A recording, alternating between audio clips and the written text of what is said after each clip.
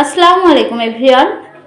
Rumpa lifestyle টিয়ারে সবাইকে স্বাগতম। যারা আমার ভিডিওটা দেখছেন অবশ্যই লাইক কমেন্ট শেয়ার করে পাশেই থাকবেন। এই যে আমি গলা বক্রম দিয়ে সেলাই করতেছি, এটা আমি জামার সঙ্গে সেট করব। তো আসলে সেলাইয়ের কাজ করে টাকা রোজগার করাটা এতটাও সহজ না যতটা মানুষ মনে করে। আমি ঘরোয়াভাবে ব্যবসা করি আর এই সেলাইয়ের কাজটা করি। তো যারা যারা গলার কাজটা করতে পারেন না বা সমস্যা হয় তারা দেখতে পারেন। আমি একটা কাপড়ের উপর বসিয়ে গলাটাকে এভাবে সেট করে নিয়ে তারপরে সেলাই দিয়ে গলাটাকে লাগাই। তো আর একটা কথা, যারা ঘরে বসে আছেন মোটামুটি হাত খরচের টাকার জন্য আপনারা সেলাইয়ের কাজটাকে বেছে নিতেই পারেন। যারা এখনও জব পাননি বা বসে আছেন, হিমশিম খাচ্ছেন সংসার চালাতে বা সমস্যা হচ্ছে, তারা কিন্তু করতেই পারেন।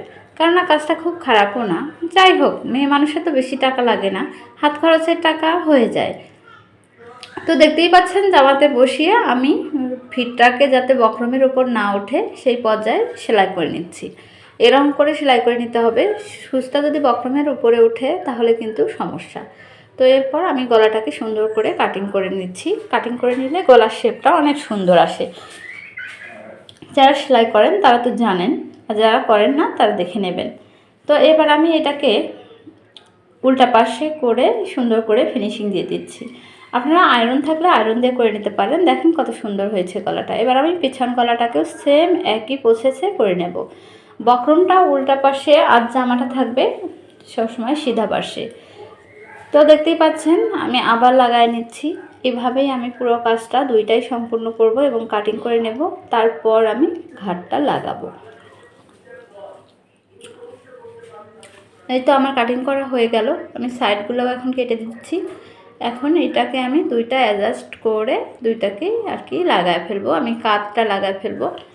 কাটটা লাগায় ফেলার পরে আমি গলাতে আগে হাতের সেলাই দিতাম, এখন আর হাতের সেলাই দিই না, মেশিন দিয়েই সেলাই দিই। হাতের সেলাইটা আসলে আস্তে আস্তে খুলে যায়, যার কারণে হাতের সেলাইটা দিই না। তো এই যে দেখতে পাচ্ছেন আমি মেশিন দিয়েই সেলাইটা করতেছি।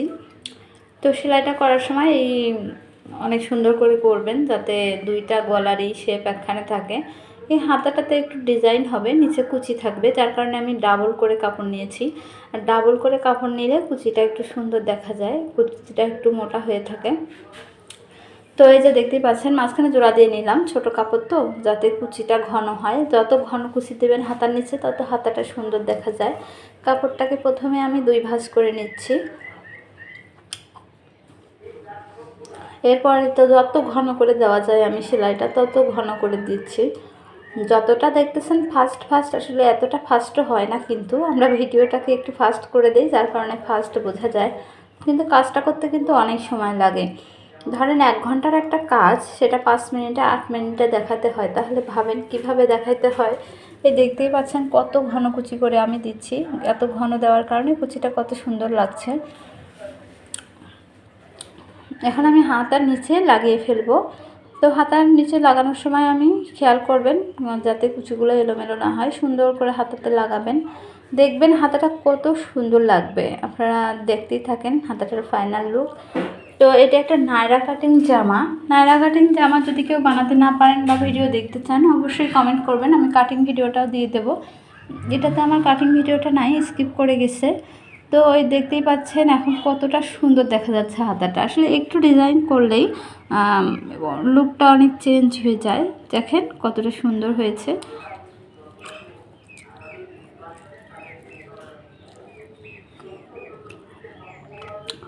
হাতাটাকে কিন্তু এভাবেও লাগানো যায়, যারা নতুন আছেন তারা এই কাঁধের সাথে এটাকে দিয়ে এভাবে লাগাবেন।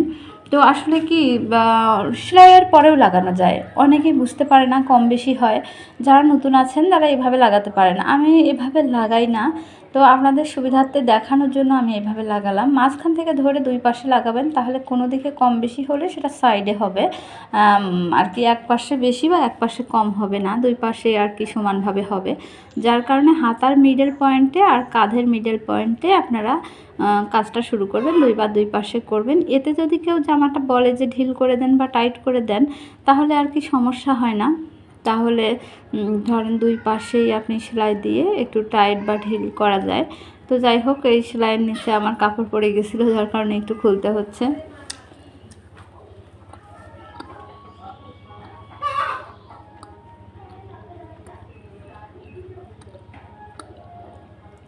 আমি এইসব সেলাইয়ের পাশাপাশি একটু ঘরোয়া বিজনেস করি।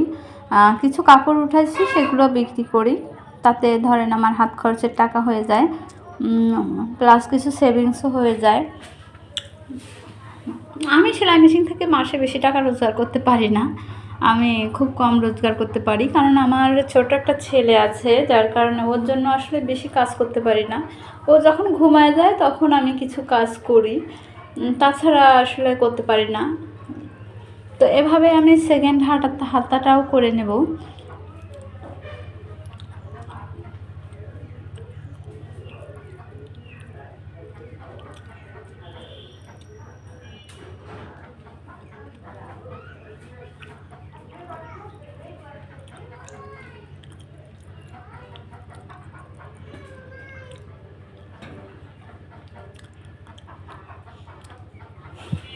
দুইটা হাতায় আমি সেম প্রসেসে করে নিচ্ছি।